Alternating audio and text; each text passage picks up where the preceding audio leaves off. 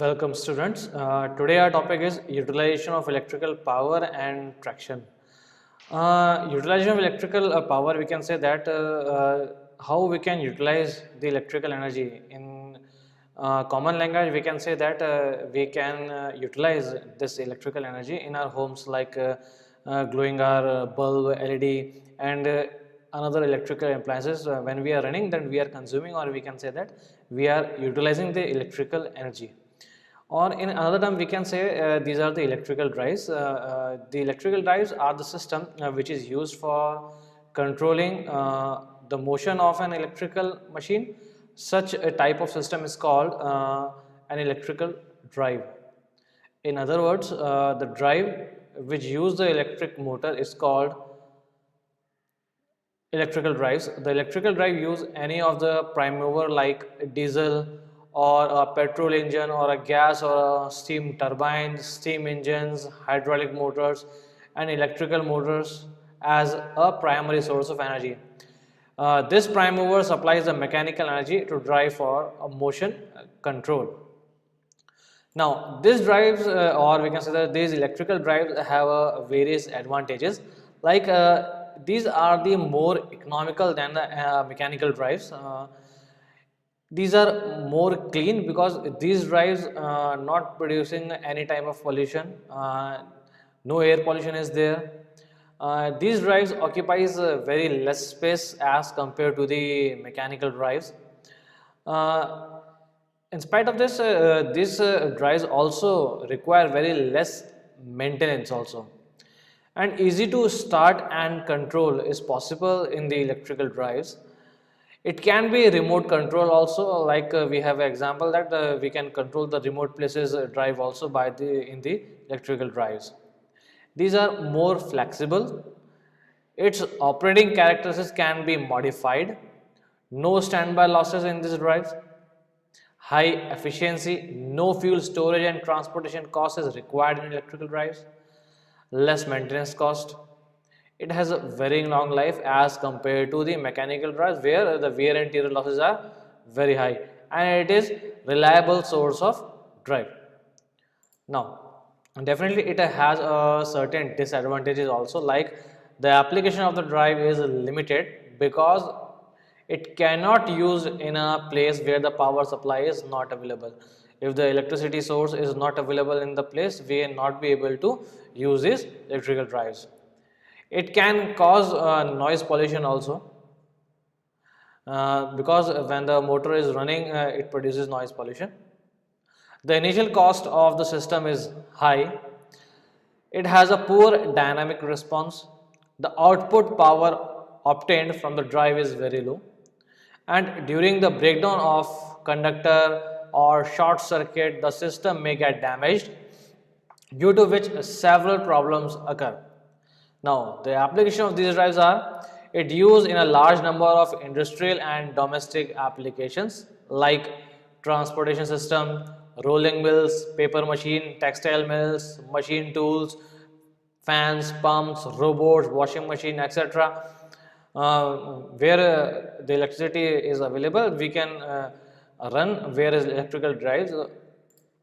Now, the very important drive is that electric heating. The electric heating is any process in which electrical energy is converted into a heat. The common application includes space heating, cooking, water heating, industrial processes. An electric heater is an electric appliance that converts an electrical energy into heat. The heat element inside every electric heater is simply an electrical resistor and works on the principle of Joule heating. An electric current through a resistor convert electric energy into heat energy. That electric heater, maybe we all know about that. We are using, or we can see everywhere that we are using electric heater to produce heat. So it is the best example of electric heating. Now, this electric heating, also we can say that a heat pump uses an electric motor to drive a refrigerator cycle, drawing heat from a source such as ground or outside air and direct into the space to be warmed. Some system can be reversed so that the interior space is cooled and the heat is discharged outside the ground. Heat pumps can deliver 2 or 3 unit of heating energy for every unit of electricity purchased. Now, definitely it has various advantages of electric heating over the mechanical heating. Like electricity have the main advantage is that it is very economical. Electric heating equipment is cheaper. They do not require much skilled person. Therefore, maintenance cost is very less. So it is very economical as compared to other heating sources, and it is very cleanless. Such dust, ash are completely eliminated in the electric heating. It is keeps surrounding cleaning, so it is very clean, and it is also a pollution free as there are no flue gases in the electric heating atmosphere around the pollution free, no need of providing space for their exit. So pollution free heating is the electric heating, and very ease of control is also provided by the electric heating. So in temperature can be controlled from very low to high, or any range of temperature can be controlled, and it can be regulated accurately, or we can control by automatically also. It also include it has an advantage that is uniform heating. With electric heating, the substance can be heated uniformly throughout, whether it may be conducting or not conducting material.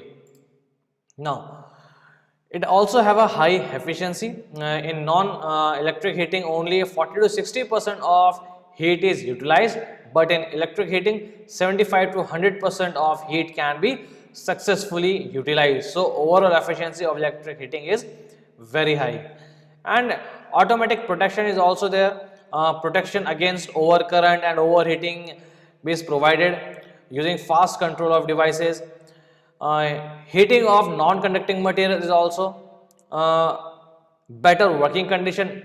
No irritation noise is produced with the electric heating, and also radiating losses are very low. So better working condition is provided by the electric heating. Less floor area due to the compactness of electric furnace. Floor area is required very less, and high temperature can be obtained by the electric heating except the ability of the material withstand to the heat, and the electric heating is quite safer than the other heating methods. Definitely it also has some disadvantages like expensive to operate. The cost of electricity make it expensive to use as a heating fuel. With space heater, we can't easily provide central filtration, humidification or cooling. Some people would suggest that the electrical hazard of shock, fire caused by electricity is a major issue. And there is a cost of association with electric heating required a larger electric service than a normal. Now, when we talk about the heat transfer, we have a three type, or we can say that the modes of heat transfer. We have a three modes of heat transfer, that is the conduction, convection and radiation. When we give the classification of the electric heating methods, we are dividing in two categories, that is power frequency heating and the high frequency heating. The power frequency heating we are further classified into three categories, that is resistance heating, arc heating and electron bombardment heating. And the resistance heating is further classified into three categories, that is direct resistance heating, indirect resistance heating and radiant or infrared heating. And the arc heating is classified into two categories, that is direct arc heating, indirect arc heating. Now, for the high frequency heating, that is further classified into two categories, that is induction heating and the dielectric heating. And the induction heating is further classified into two categories, that is direct induction heating and the indirect induction heating. All the classification of electric heating methods you can easily see in this diagram. Now, the resistance heating is a method based upon the I square R losses. Whenever current is passed through a resistive material, heat is produced because of I square R loss. There are two types of methods of heating resistance, that they are the direct resistance heating and the indirect resistance heating. Now, when we talk about the direct resistance heating, in this method, electrodes are immersed in a material or changed to be, direct resistance heating. In this method, electrodes are immersed in a material or charged to be heated. The charge may be in the form of powder, piece or liquid. The electrodes are connected to AC or DC supply as shown in figure. In the figure you can easily see we have two electrodes in which we are supplying the AC or a DC. In case of a DC or a single phase AC, two electrodes are immersed and three electrodes are immersed in the charge and connected to the supply in case of availability of three phase supply. When metal pieces are to be heated, the powder of lightly resistive is sprinkled over the surface of the charge or piece to avoid a direct short circuit.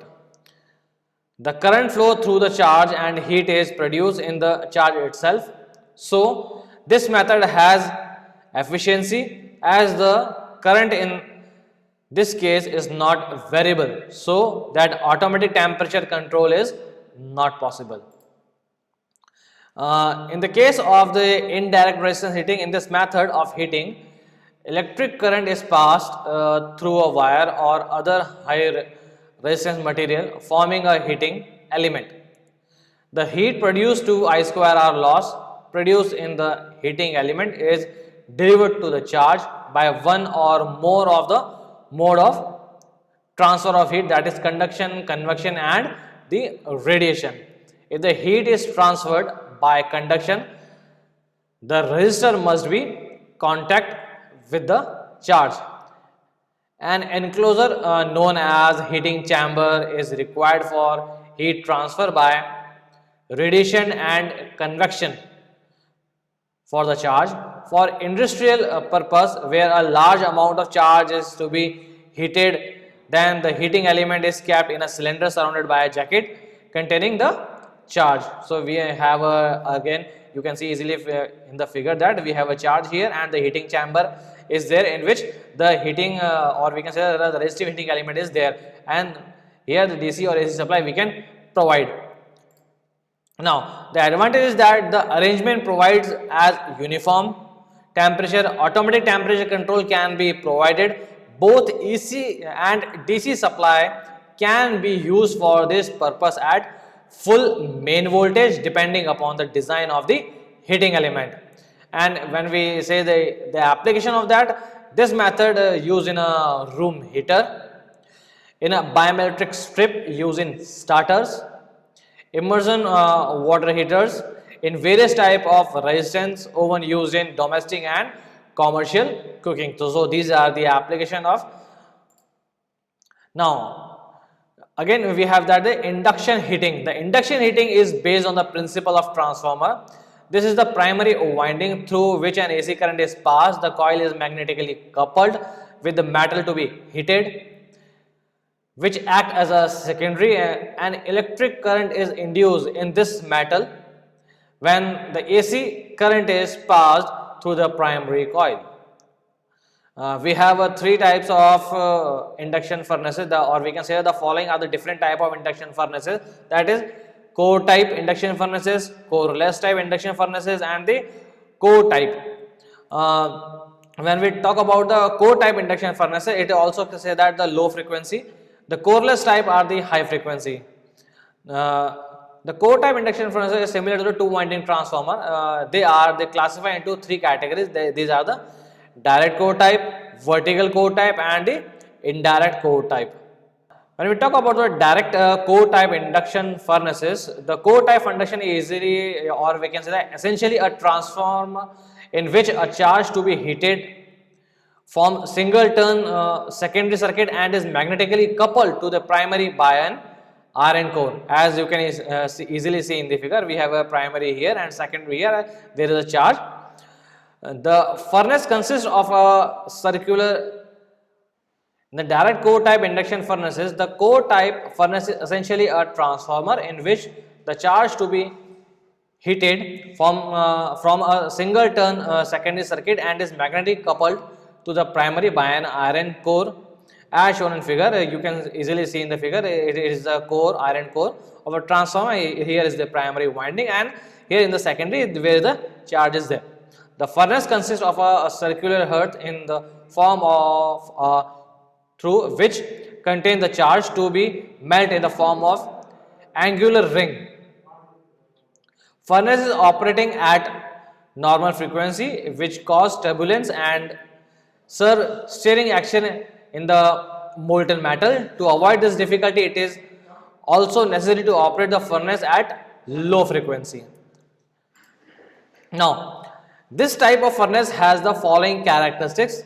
This metal ring is quite large in diameter and is magnetically interlinked with primary winding which is energized from the AC source. This primary winding is energized by the AC source. The magnetic coupling between primary and secondary is very weak. It results in high leakage reactance and low power factor. To overcome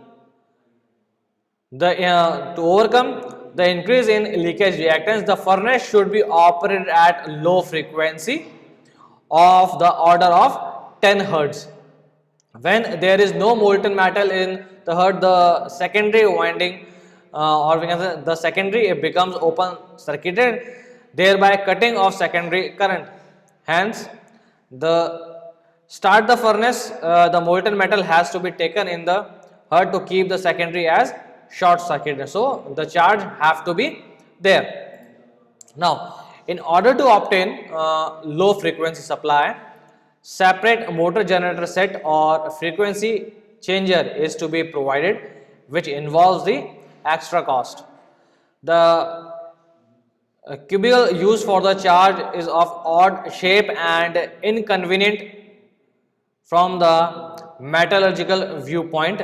In current density exceed about 500 ampere per centimeter square, it will produce high electromagnetic or we can say that high electromagnetic force in the molten metal, and hence adjacent molecules repel each other as they are in same direction. The repulsion may cause the interruption of secondary circuit. This effect is known as pinch effect. The pinch effect is also dependent on frequency at low frequency. This effect is negligible and so it is necessary to operate the furnace at low frequency. Now, when we talk about the vertical core type furnace, you can easily see in the figure the vertical core type furnace. We also say that Ajax Watt induction furnace. It is an important over the direct core type furnace to overcome some of the disadvantage mentioned. That is, this type of furnace consists of a vertical core instead of horizontal core. It is also known as Ajax Watt. I already said that vertical core avoid the pinch effect due to the weight of the charge in the main body of the crucible, and the leakage reactance is comparatively low and the power factor is high as the magnetic coupling is high compared to direct core type. There is a tendency of molten metal to accumulate at the bottom that keeps the secondary completed for a vertical core type furnace as it consists of narrow V-shaped channel. So in the bottom it has a V-shaped channel. Now, the inside layer of furnace is lined depending upon the type of charge used. Clay lining is used for yellow brass and alloy of magnesia, and alumina is used for red brass. The top surface of the furnace is covered with insulating material which can be removed for admitting the charge. Necessary hydraulic arrangements are used made for tilting the furnace to take out the molten metal. It also has the furnace is normally used for melting and refining of brass and non-ferrous material.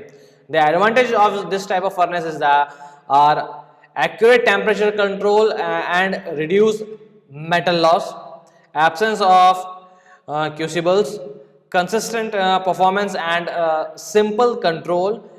it is operating at a high power factor, pinch effect can be avoided. Now, the next is the dielectric heating.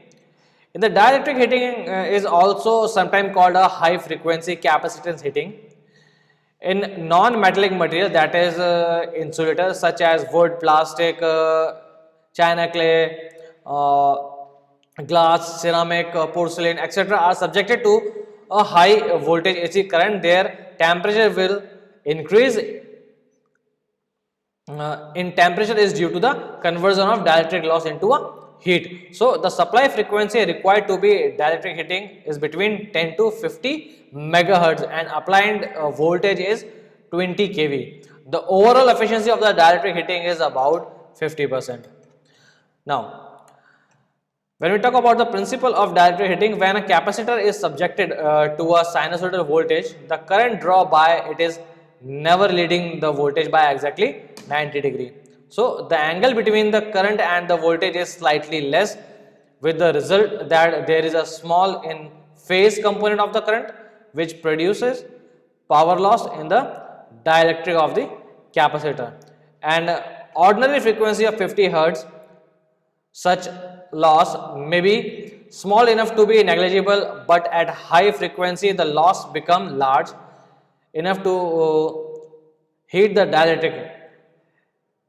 It is this loss that is utilized in heating the dielectric. The insulating material is placed in between two conducting plates in order to form a parallel plate capacitor to, as shown in figure. I show you the figure later. The dielectric loss is depending upon the frequency and high voltage.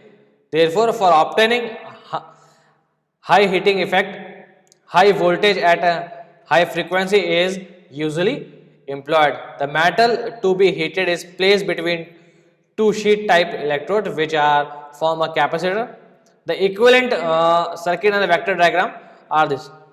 You can easily see in this figure we have two metal plates and we are applying the voltage between these two. Then the power drawn from the supply is that Vi cos phi. Now IC is equal to I V by Xc, and we put the value, and from this we got the value of the capacitance, that is epsilon 0 epsilon R A by T, where T is the thickness of dielectric slab and A is the area of dielectric slab.